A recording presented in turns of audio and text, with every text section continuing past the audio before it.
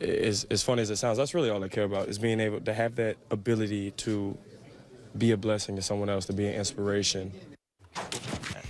That was Odell Beckham Jr. yesterday. He appears to be in a better place after his rough game last weekend against the Vikings, where he received an unsportsmanlike penalty. Coach in the house, Herm Edwards, how we doing? Good to be here. Yeah. You ready to talk? I don't know if you've talked to any Odell Beckham yet this week, have you? First time you get a shot at it? Are you familiar with Odell Beckham Jr.? Do you know what's been going on? Because we have the latest details, so we wanted to get your thoughts. Yes. Yeah, this shouldn't have never taken place. Yeah. Should have been solved last year, but obviously it's where it's at. Hopefully it's drawn a conclusion, and this young man will go perform, and he can be emotional, and that's great. We want to see his enthusiasm. We want to see all that. Just don't become combative.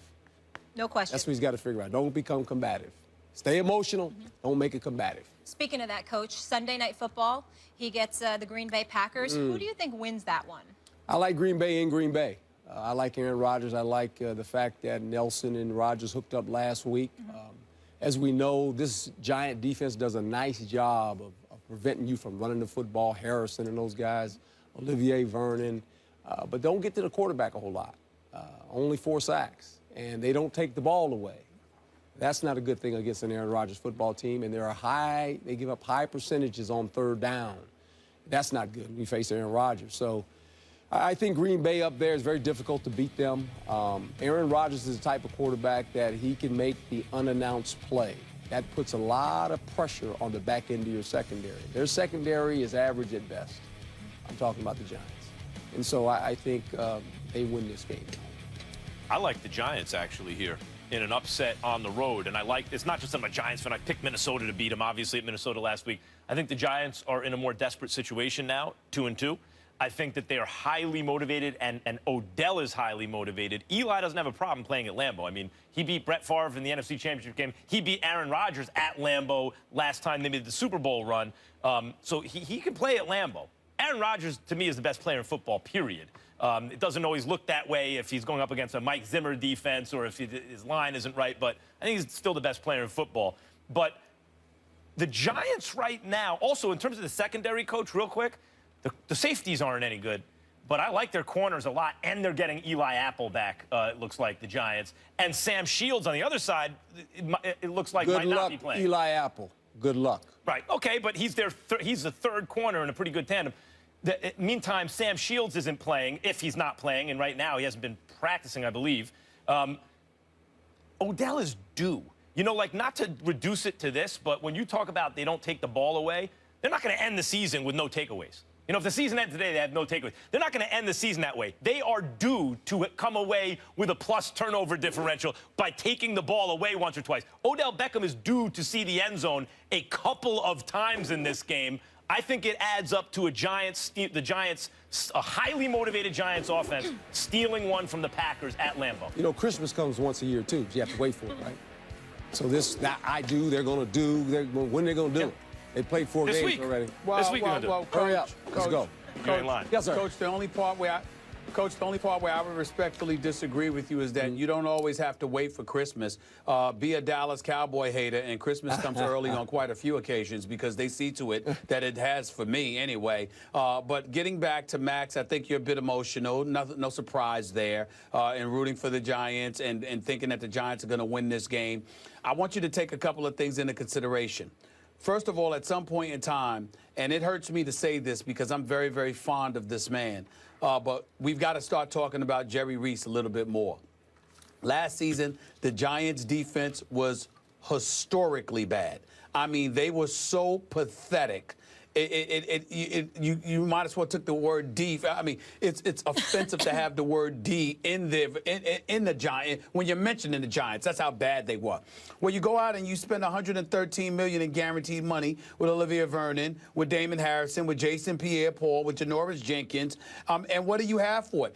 I mean, they only put 2 quarterback hits on Sam Bradford. That's it. 2 quarterback hits on Sam Bradford on Monday night when they played up against Minnesota. Okay? Kirk Cousins has thrown an interception in every single game this year except for when he played against the Giants. Except for when he played against the Giants. They have how many takeaways on this year? NFL worst 1 takeaway, one turnover, all right? They've got a grand total of 4 sacks. Von Miller damn near has that many by himself. And so when you look at it from that perspective, you're not getting pressure on a quarterback, you're not forcing turnovers, and you're going to beat Aaron Rodgers at Lambeau Field. I cannot see it. Eli Apple, he's got promise. And by the way, his mama Apple, doing work for the network. I think she's done a good job whenever I've seen her work. I'm very, very impressed. Fan. But I got, yes. I'm very impressed with her.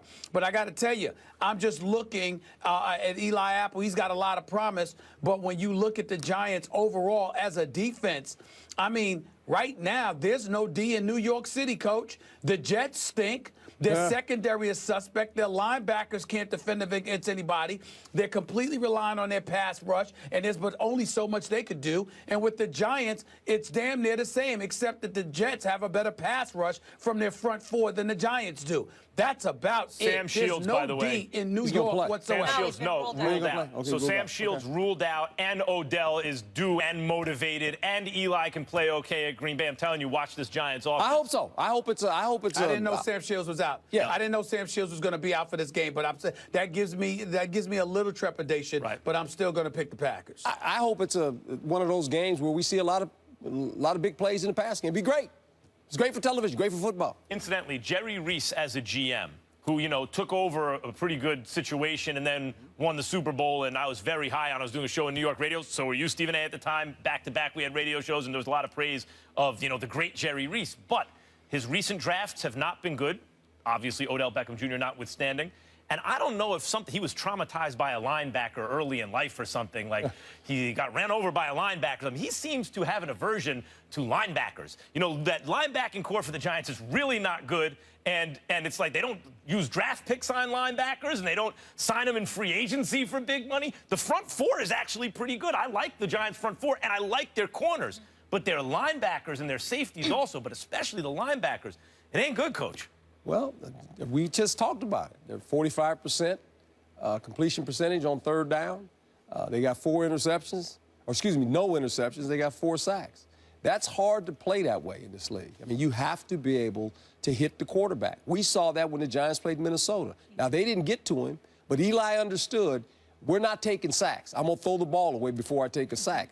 They were intimidated of this defense. They were intimidated. The same thing with the Denver Broncos. You're intimidated as an offense when you see it, and it knocks your whole system out of whack because you can't hold on to the ball. Is that so is the key matchup the offensive line of the Giants, which has not been very good, versus the front 4 of the Packers? Can they get pressure without bringing extra guys? That's the reason Odell, I think, the real reason he was so frustrated was he couldn't get into his route because Eli's getting rid of the ball so fast. Well, that and the fact that they're rolling up on him. And what I've suggested, and it's just me, I'm sitting here in the studio. I'm not a coach anymore. Last year, 36% of the time, he was in the slot.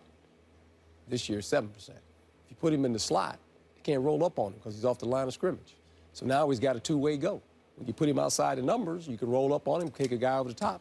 Eli's looking over there, they're double covering him, I'm going somewhere else. And I know Shepard's a big player, but your best player is number 13. Got to find a way to get him the ball a little bit more. Jets fans cannot be happy with the performance of Ryan Fitzpatrick this season. He's already thrown 10 interceptions, 9 in just the last 2 games, resulting in the Jets having a 1-3 record, tied for worst in the AFC East. Fitzpatrick's poor performance is leading many to question if Geno Smith, who hasn't started since 2014, should be given the job back. Hello, Mark Schlereth. Hello, how are we doing? I'm good. What do you think? Fitzy's job on the line? Well, I think your job is always on the line when you don't play well. I mean, obviously, I would look at the Jets as an organization and go, if Geno Smith can't get into a game after Fitzpatrick has thrown 9 picks in the last 2, how much do you hate Geno Smith? I mean, why is he on your roster? If you can't put him in, if you can't say, hey, Fitzpatrick, listen, man, it's not going your way today. You've thrown 5 picks. You know what? Why don't you come over here, sit on the sideline a little bit. Let's let Geno go ahead and finish this game up. If you can't even make that move at that point, then why is he on your roster? And, oh, by the way, Bryce Petty is hurt. You draft Christian Hackenberg. Have you not developed a quarterback that you feel consistent about or that you feel good enough about to put in a game when your starter is really struggling? I'm not just saying bench him. I'm saying pull him and say, man, listen, man, tough day. It didn't go your way today. and they don't even have the faith in Geno to do that, it really shows you from a personnel department what they're giving Todd Bowles, the head coach, to work with if they don't feel comfortable putting Geno Smith in a game in the last 2 weeks. So my question again would be, why is he on your roster? If you can't stand him that much, why is he even on your roster? 100%. And by the way, Geno Smith didn't get a long-term deal. First, he didn't get the money he wanted, then he didn't get the years he wanted, and there's a reason for that. It's because he hasn't been a very good quarterback throughout his career. He's a competent NFL quarterback, a very good backup, and as a starter, you're probably looking for someone a little bit better. If, he doesn't look like a long-term, never been a long-term answer to anyone's franchise. He's turnover-prone, obviously. 9 interceptions in like a half a second. Yeah, the other guy should be starting. And the thing is, since you don't have long-term plans for Fitzpatrick, since if you lose this week, you're probably not going to make the playoffs, and since at least Geno Smith has shown flashes at times, why wouldn't you start him? It doesn't make any sense. I think absolutely Fitzpatrick's job should be on the line this weekend. It makes perfect sense why you wouldn't start Geno Smith. Geno Smith is 11-18 as a starter in New York. His QBRs in the 2 seasons that he played was 38 and 44. Enough said. New York doesn't believe in him. New Yorkers don't want him. Plus, you went out and you drafted Bryce Petty. You drafted this guy Hackenberg out of Penn State. And so the fact of the matter is you've got 3 quarterbacks on your roster where none of them may work for you. I like McCagnon a lot. I'm really fond of him. But these are the kind of questions that have to be answered. Whether it's him, it's Bowles, or both. Something's wrong with that picture when you are looking at a Ryan Fitzpatrick. You got 3 other quarterbacks, and you ain't thinking about playing any of them. Now, in Ryan Fitzpatrick's defense, I will say this. You got the 6 interceptions against Kansas City. Deplorable performance, no doubt about that. But those 3 interceptions he threw last week, I thought were a relative misnomer. One of those interceptions went right through the hands of his receiver. The other one was a desperation heave near the end of the game. So to me, those 2 don't really count.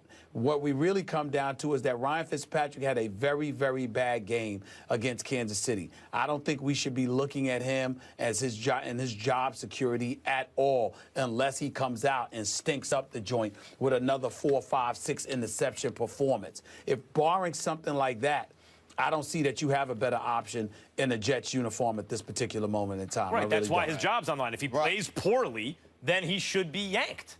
Well, he should be, but if you don't... But go ahead, I'm sorry. No, if you have no faith in the guys that you have on your roster, why are they on the roster? Here's the other thing, man, that doesn't get enough attention in this day and age of the National Football League, and this is a big issue. And this is where some franchises set themselves apart and other franchises continue to struggle along the way. It's not just drafting guys. The most important part is developing guys. And it's really hard to do nowadays because you don't get to practice anymore. You don't get the time. You don't get that. So you better have guys on your staff that know how to develop a player and get that player up to speed quickly without that practice time. And, the franchises that are doing it right now, the Denver Broncos have done a great job. New England is always exceptional at this.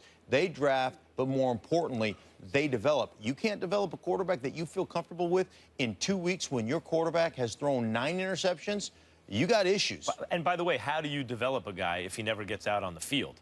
If he's on your, why is he on your roster? That's the first part, right? Right. And secondly, he doesn't get any more experience. He's never on the field. Let's not pretend Geno Smith didn't also have some pretty good games in the NFL. He has. Right. And Ryan Fitzpatrick, Stephen A., has been good throughout his entire career for a grand total of 2 seasons. Not great, good for 2 years out of his whole career. I would ask both of you this, and maybe what are the good games you're talking about with Geno Smith? You want me to tell you the dates off the top of my head? Geno Smith, the last time he actually started for the Jets, threw like 3 touchdowns.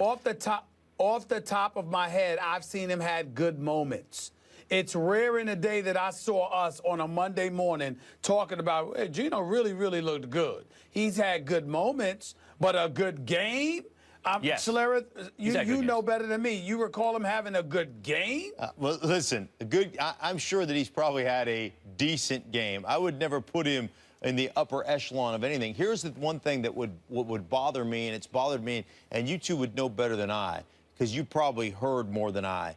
But when your quarterback, who at the time was your starting quarterback, gets jacked in the jaw in the locker room in training camp, and I didn't hear one dude on that roster say, like, hey, man, that's a problem. Like, well, I didn't hear one guy come to his defense That says to me, you got a guy in your locker room that people don't respect. And those guys you can't give an opportunity to start if nobody respects the guy. And I don't know, maybe they did come to his defense, but I didn't hear one guy basically complain about that. One thing he is in the upper echelon of, Mark, is Jets quarterbacks. He's in the upper echelon of Jets quarterbacks. Geno Smith. That pretty much says it all right there. All right, Jets I don't think so. at Heinz Field this weekend. Hey, at least they're in New York. Mark, you're sticking around.